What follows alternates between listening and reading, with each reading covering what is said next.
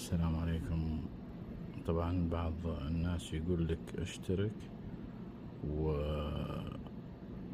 وخليك تعرض على التلفزيون على الجدار. ما في شيء اسمه يعرض على الجدار نهائيا إلا الجوال هذا فقط، غير ما في، اللي هو جلاكسي. تشوفونه جلاكسي، هذا جلاكسي قديم في بروجيكتر يعرض على الجدار. شلون؟ خلينا نشوف.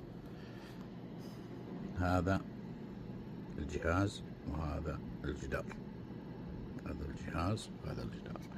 مثالا نبي نحط فيلم، نقول نحط فيلم، دقيقة.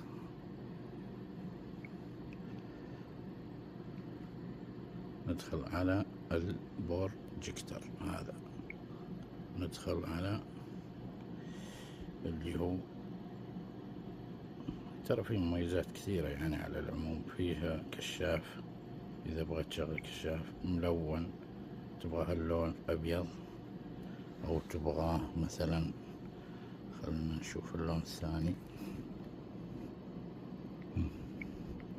أحمر، أخضر، أزرق، أي لون تحتاجه موجود.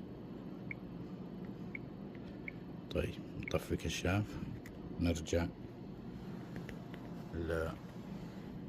لعرض الفيديو، وضع المحيط، بدء.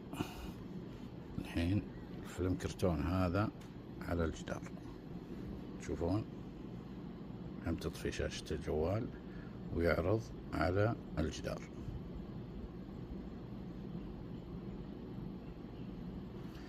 كل ما بعدت كل ما كبرت الشاشة. يعني شوف الحين حطيتها فوق،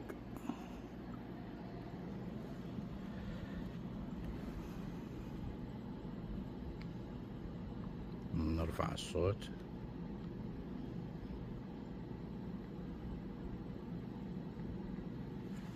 دقيقة، دقيقة، هذا الصوت.